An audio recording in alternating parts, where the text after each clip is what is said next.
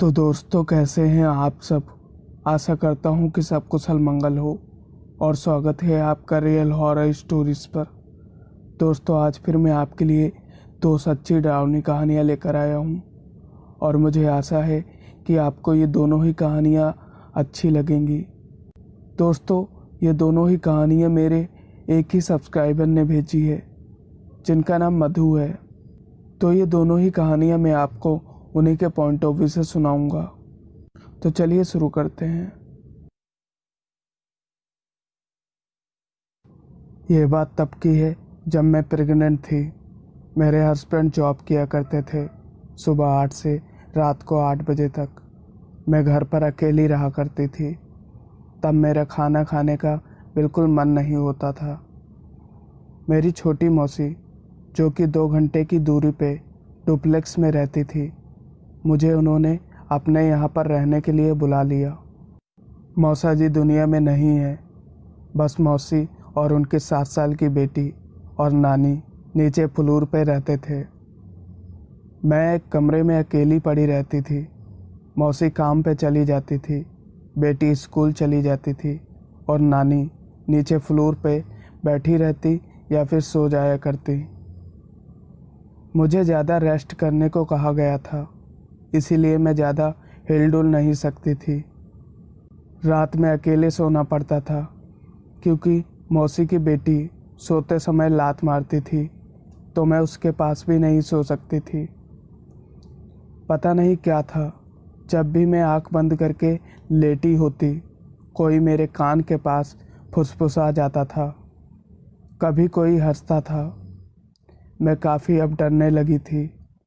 एक बार मैं आंख बंद करके कुछ सोच रही थी, तभी कोई पतली सी आवाज़ मेरे कान के पास जोर से स्स स्स स्स बोली। इस बार मैं ज़्यादा डर गई। मौसी को बताया तो उन्होंने बोला, प्रेगनेंसी के टाइम पे ऐसा होता है, बुरी शक्तियाँ पास मंडराती हैं, इसीलिए औरतों को गांव में पल्लू में एक गांठ डाल के साड़ी पहननी पड़ती है।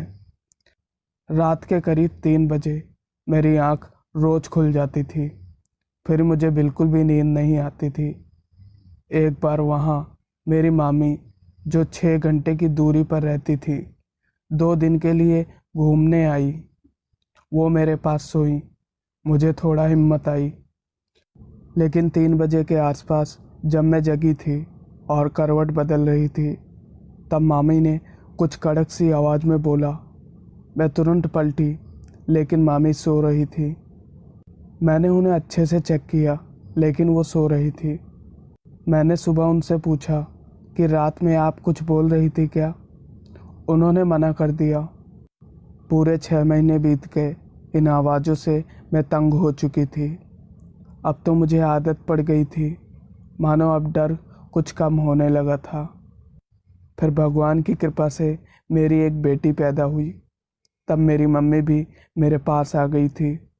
मेरी बेटी पूरी रात नहीं सोती थी और रोती रहती थी। 3 महीने हो गए थे, मैं एक रात भी नहीं सो पाई, ना मेरी मम्मी। और तो और, सुबह भी अगर वो सोई हो तो ऐसे रोकर जागती जैसे किसी ने उसे मार कर जगाया हो। मुझे बहुत अजीब लगता था, लेकिन मैं क्या कर सकती थी।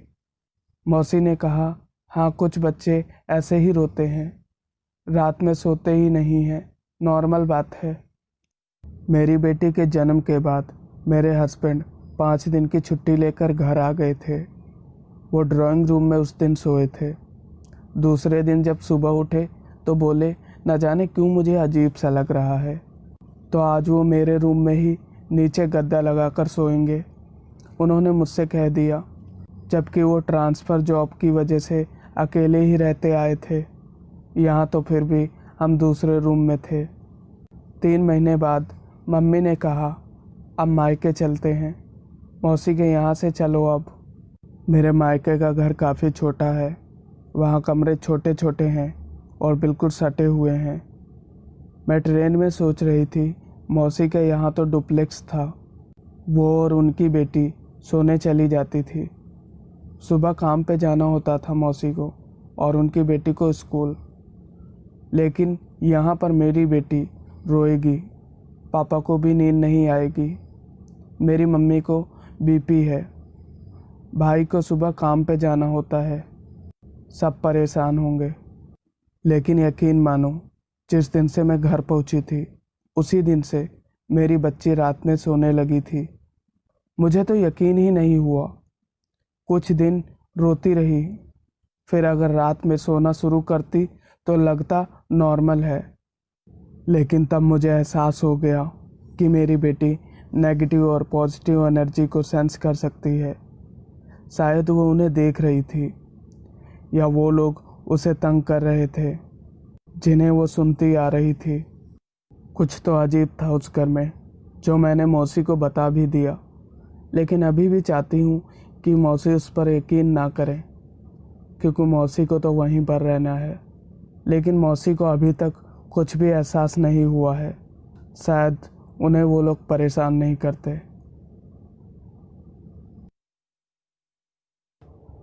ये घटना तब की है जब मैं करीब 9 या 10 साल की थी। हम क्वार्टर में रहते थे। मेरी एक कजिन है जो मुझसे 10 महीने ही छोटी थी। हमारे घर के पीछे 2 रोड थे, हम साथ में ही खेला करते थे। उसके घर जाने के 2 रास्ते थे, एक गली वाला और एक मेन पक्का रास्ता। गली बिल्कुल उसके घर के पास खुलती थी, बट वो ऊबड़ खाबड़ थी और वो धूल मिट्टी वाला एरिया था, तो मैं उस रास्ते से ही जाती थी। लेकिन वो रास्ता ऊबड़ खाबड़ था, फिर भी मैं उस रास्ते से अपने फ्रेंड के घर चली जाया करती थी। गर्मी की छुट्टियों में हमारा रूटीन था सुबह 11 से 1 बजे तक खेलना और फिर लंच करके सो जाना। शाम 5 से 6:30 बजे तक हम फिर खेलते थे। मैं ही उसके घर जाया करती थी। उसके घर का गार्डन हमारे घर से बड़ा था। कई बार जब हमें दोपहर में नींद नहीं आती थी, तब हम अपने अपने गार्डन में ही खेलते थे।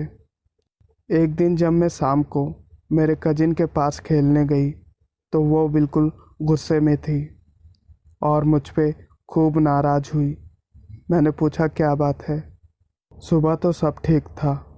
तब वो गुस्से में मुझसे बोली, दीदी आज दोपहर जब मैं गेट के बाहर खेल रही थी, आप सामने वाली गली से जा रही थी। मैंने आपको आवाज़ दी, आपने सुनी नहीं। मैं आपके पास भी गई और आपसे बोला, दीदी कहाँ जा रही हो। आप कुछ भी नहीं बोली, मुस्कुरा के चली गई। मुझसे बात तक नहीं की आपने, और अब पूछ रही हो क्या हुआ। मैं उसी जगह खड़ी खड़ी बिल्कुल सन्न रह गई। मुझे लगा ये शायद झूठ बोल रही है। इसके पास कोई नया खिलौना होगा जो ये मेरे साथ शेयर करके खेलना नहीं चाहती। लेकिन वो रोने लगी और मुझसे बोली, नहीं दी, वो आप ही थी और यही ड्रेस आपने पहनी हुई थी। मैं उसे समझा समझा के थक चुकी थी। एक तो हम दोपहर में कभी मिलते ही नहीं थे, ऊपर से इस रास्ते से मैं कभी आती ही नहीं थी। पर वो अड़ी रही और मुझसे बोली, मैंने आपको सामने से देखा है दी, आप मुस्कुराई भी थी। हम दोनों ही सोच रहे थे कि सामने वाला झूठ बोल रहा है, पर आज लग रहा है कि उस दिन मेरी कजिन ने छलावा को देखा था, जो मेरा रूप ले रखा था और उसे दिखा था। अब सोच के रोंगटे खड़े हो जाते हैं। पता भी कैसे चलता, हम तो बच्चे थे। भूत मतलब कोई डरावनी सी शक्ल वाला या काला या सफ़ेद कपड़ा, वो भी रात में। अब जब पता चला कि ये भी कई तरह के होते हैं, तो मुझे उस समय की वो बात याद करके आज भी डर लग जाता है।